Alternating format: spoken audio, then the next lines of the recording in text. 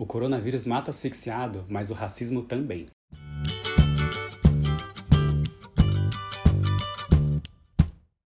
Oiê, bem-vindos a mais um vídeo do Giro com Giro. Eu sou o Giro e hoje vamos girar sobre George Floyd. E sim, hoje é quinta e eu estou aqui, oh meu Deus, o que está acontecendo? Sim, 2 vídeos na semana, um na terça e outro na quinta, um giro pop e um não giro pop. E quem sabe vai continuar assim ou não sei, temos que aguardar pra ver. Ah, e antes de eu começar a falar do vídeo propriamente dito e tal, curte, compartilha, pá, chans, pums. Se você não sabe, George Floyd era um homem negro que foi assassinado pela polícia nos Estados Unidos. Isso causou várias revoltas, as pessoas viram vários vídeos do que aconteceu em si. E enfim, isso já tá há vários dias gerando várias revoltas nos Estados Unidos. Stop killing black people! No such thing as a peaceful protest.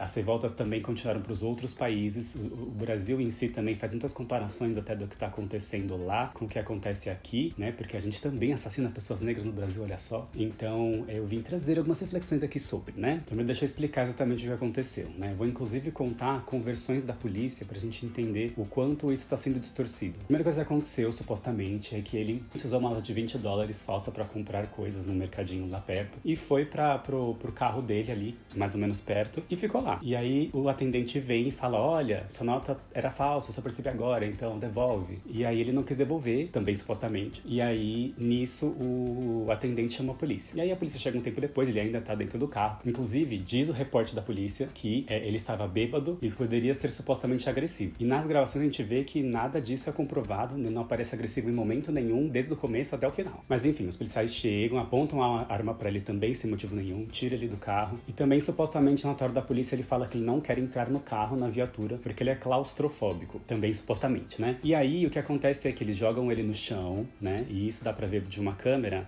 que ficam 3 policiais em cima dele e um deles com o joelho no pescoço, meio na nuca, assim, ali. Inclusive, aí, alguém pede pra parar de gravar ali o que tá do outro lado da rua, a gente só começa a ver outra pessoa que tá gravando do mesmo lado da rua. E nessa não dá pra ver que eram 3 policiais em cima dele. No meio não se sabe se os 2 outros continuaram em cima dele ou não, mas dá pra ver claramente o que tava no pescoço. E aí dá pra ver o George Floyd falando que ele não consegue respirar, ele repete isso 16 vezes nos 6 minutos que ele tá acordado, que ele não consegue respirar, que por favor tira o joelho da minha nuca, sai de cima de mim. E o policial que tá em cima, além dele tá completamente calmo, num dia normal, assim, de trabalho, como um super-herói, assim, tal, policial que, né, tá ali fazendo o que ele sempre faz. Além disso, ele fica falando, sobe na viatura. E aí o George responde, eu não posso, né, você tá em cima de mim, afinal. Ele não fala isso, mas enfim, fala, eu não consigo. E aí ele fica, não, mas sobe na viatura e fica meio que provocando, assim, tipo, sobe agora, sabe? Não quis subir antes, então vai agora que você não consegue, tá preso, não sei o quê. E fica ali meio que fazendo isso, né? Isso dá pra ouvir nas gravações. E aí depois de 6 minutos, ele fica inconsciente, então ele para de falar que não consegue respirar e tal, dá pra ver que ele tá inconsciente. E as pessoas que estavam gravando na rua começam a falar, ele tá inconsciente, checa o pulso dele, sai de cima dele, não sei o que, tá matando ele, não sei o que. E o cara continua de boíssima ali, tranquilo, com o pescoço ali, e fica um dos policiais na frente desses que estão falando pra sair de cima, pra meio que impedir que eles ajudem, que, enfim, qualquer coisa do tipo. E eu acho que o que mais chocou nisso tudo foi exatamente o fato dele já estar inconsciente, e mesmo assim ele ficar por mais 2 minutos com o joelho lá na nuca dele, no pescoço dele, com ele falando que não conseguia respirar. Então ele já sabia que ele estava inconsciente e continuou em cima mesmo assim, mesmo com as pessoas pedindo pra checar a pulsação e tal. Então não tem como dizer que ele não sabia que o que ele tava fazendo tava causando algo grave. E enfim, isso tudo foi um exemplar de policiais brancos tratando uma pessoa negra.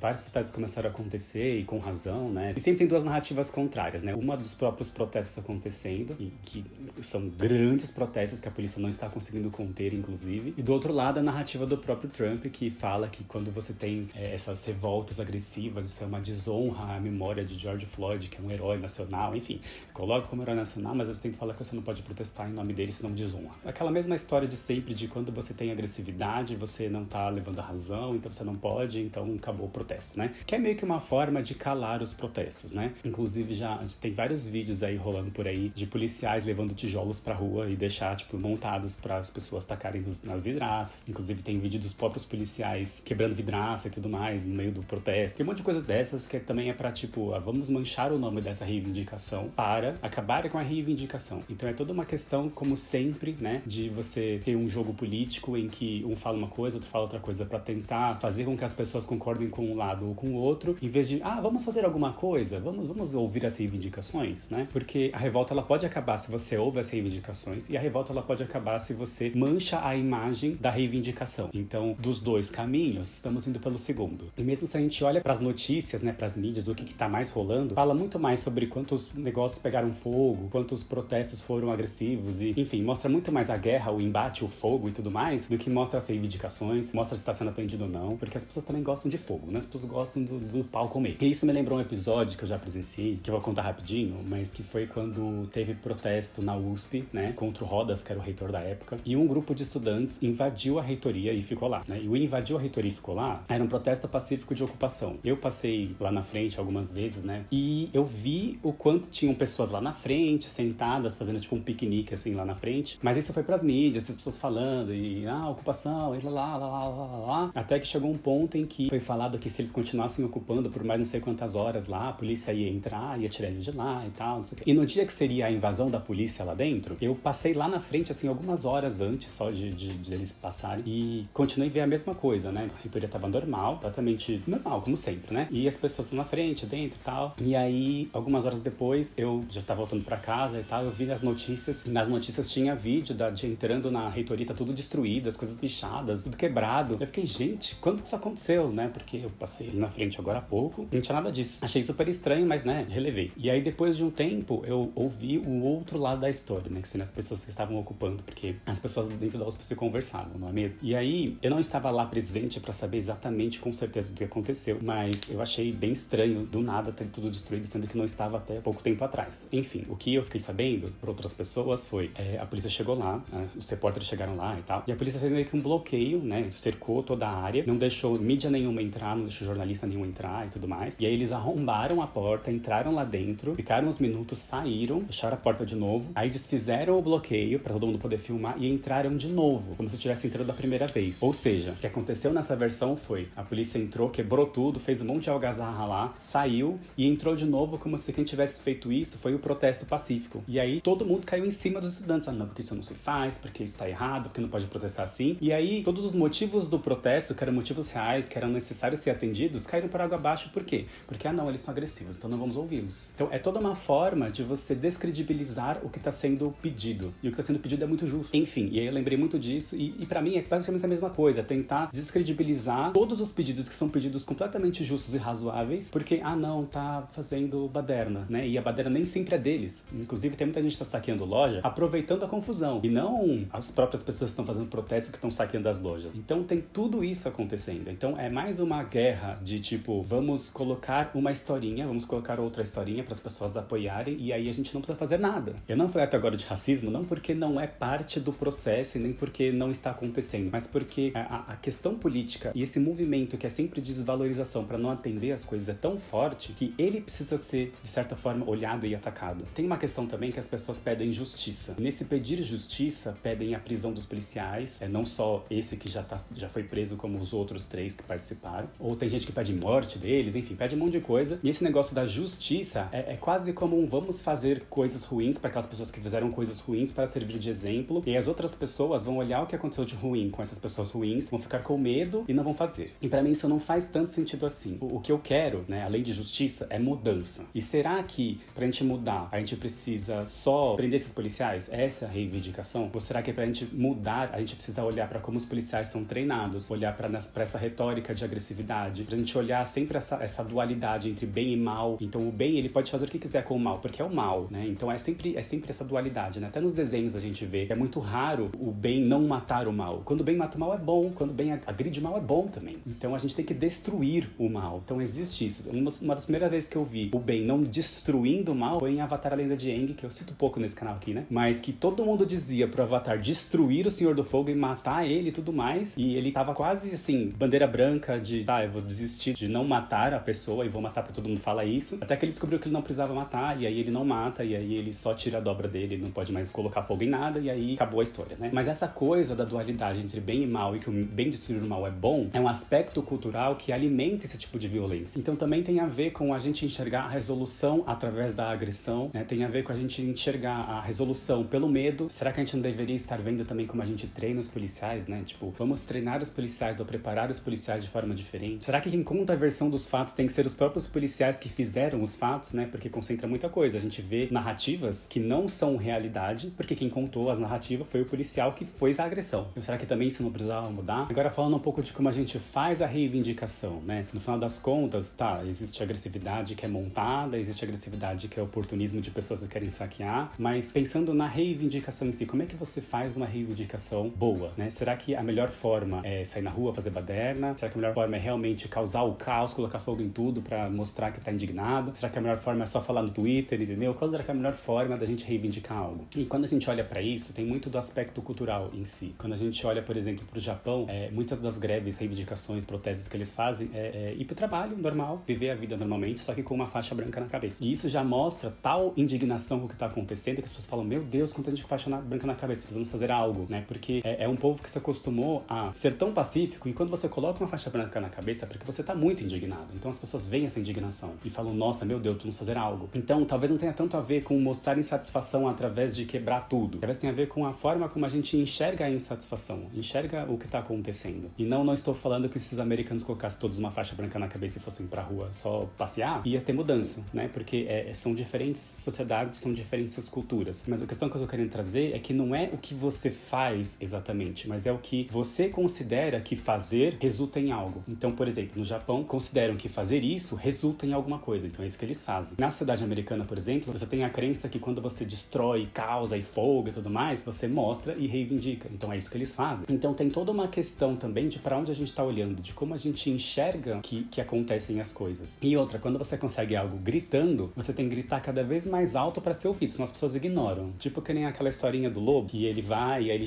fala que tem um lobo pra família, a família vai desesperada, ele não tinha lobo nenhum, ele tava meio que caçoando, ele faz isso várias vezes e aí param de dar atenção, aí de repente ele encontra o lobo de verdade, grita, ninguém ouve e ele morre, que é uma história bem bonitinha pra contar pras crianças. Mas enfim, e aí como é que a gente vai gritar cada vez mais alto? A gente vai destruir cada vez mais propriedade, colocar fogo em cada vez mais coisa, né? Onde que isso vai parar? E tem outra coisa também, na sociedade que tá muito fácil se manifestar e que as pessoas podem se manifestar de todas as formas e se organizar e ir, né? Então, você tem várias vozes falando ao mesmo tempo e dissidentes, né? Às vezes a gente tem tantos grupos pedindo coisas diferentes. Um tá pedindo a morte dos policiais. Tem outro pedindo cota pra negro na polícia, né? Então você tem várias reivindicações. Aí você pensa, eu como governante, tô olhando várias coisas acontecendo ao mesmo tempo. Aí tem cada grupo que pede uma coisa. Aí você olha, você atende quem? Ninguém, né? Porque você não sabe quem atender. Porque às vezes uma coisa pede uma coisa contrária à outra e você não sabe. Falta um pouco de todo mundo se juntar pra pedir uma coisa só. Bolar realmente uma coisa que passe uma mensagem só que seja atendida. Porque se não acontece isso, as mídias se concentram nos fogos e nas queimas e no que tá acontecendo, mas em tudo, menos na reivindicação. Porque qual mesmo? Se perdeu. Então falta um pouco esse foco, essa união entre as pessoas pra chegar num ponto comum. Porque as pessoas estão tão afoitas em só se manifestar por qualquer coisa, que elas se manifestam contrárias umas às outras, não se organizam e, né, nada é atendido e fica essa retórica de ai meu Deus, tem que depredar, ai meu Deus, não tem que depredar e nada acontece. Eu acho que como a gente vive na sociedade do marketing, que muitas vezes é um vilão, pelo menos aproveita o marketing pra fazer uma coisa bonitinha, entendeu? Sabe que nem eu falei no outro vídeo lá do Felipe Neto, que pegou e comprou as coisas e organizou uma distribuição de livros e isso teve um impacto muito, sabe, tipo, nossa distribuição de livros LGBT foi contra a atitude do governo que foi LGBTfóbica e teve um puta impacto, porque foi uma ação planejada pelo marketing, né? Foi tipo, como que a gente vai fazer pra passar a mensagem certa, de forma pacífica, sabe? Foi toda uma coisa planejada, foi todo um marketing envolvido. Então falta um pouco isso, que ações podemos fazer de forma bastante marqueteira, passe uma mensagem e que a mídia queira veicular aquela proposta, aquilo que tá acontecendo, e não o fogo, né? Como é que a gente vence isso? Então, falta essa organização, falta esse marketing, né? Falta esse como veicular o que você quer e não o que você não quer. Porque tem que inverter essa questão de a reivindicação não chama atenção e a baderna chama atenção, então vamos veicular baderna, vamos transmitir baderna nas notícias e tudo mais. Tá, e eu falei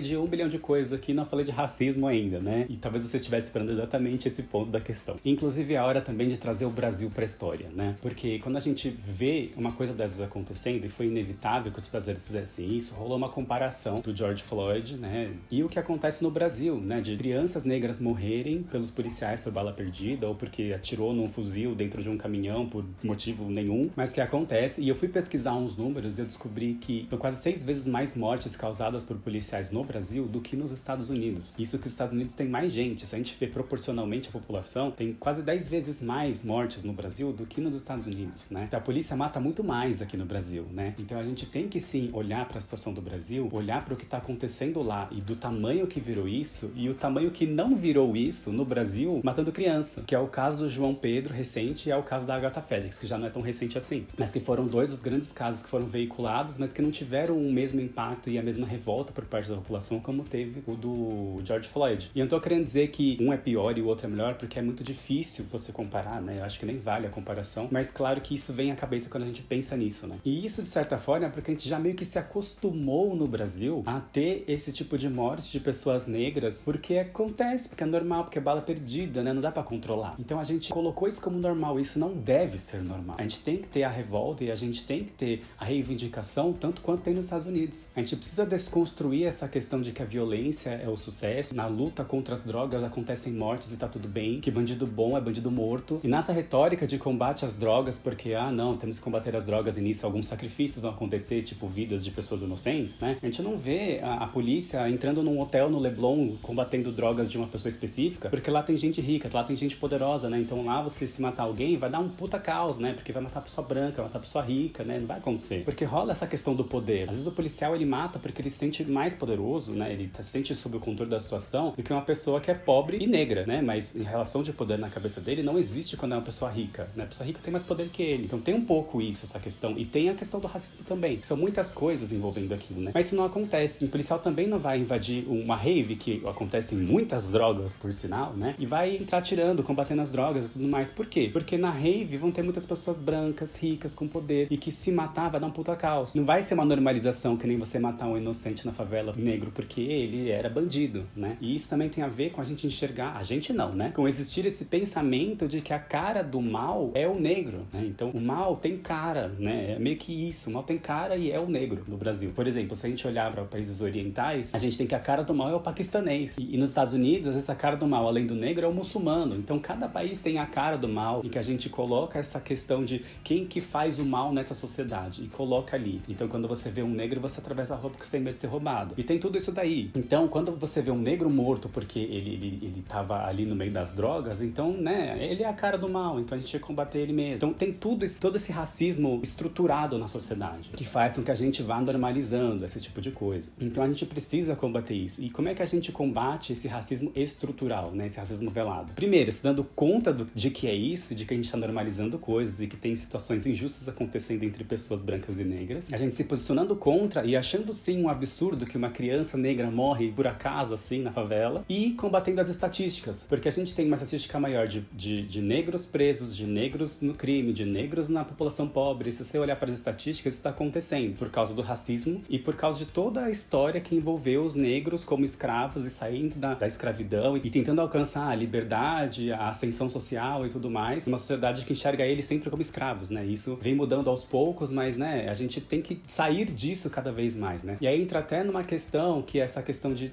vamos colocar cotas raciais, vamos colocar coisas que possibilitem o negro a ascender socialmente para que a gente combata as estatísticas de o negro sempre estar ali embaixo. Então a gente tem que sim dar condições para essas pessoas que estão em fragilidade social, para elas saírem das estatísticas de sempre estarem ali, e aí isso vai corroborando o fato de sempre você enxergar aquela pessoa como a cara do mal. O mal não tem cara. Então é isso, minha gente, espero que tenha ficado muito claro, que as discussões tenham sido legais, que você tenha conseguido refletir. Se você discorda, se você concorda, se você qualquer coisa em relação ao que eu falei, coloca aqui embaixo, vamos conversar, tô aqui 24 horas por dia para militar com você, entendeu? E é isso, vamos conversar sobre tudo que conversar, refletir, é tudo sempre muito importante. E tchau!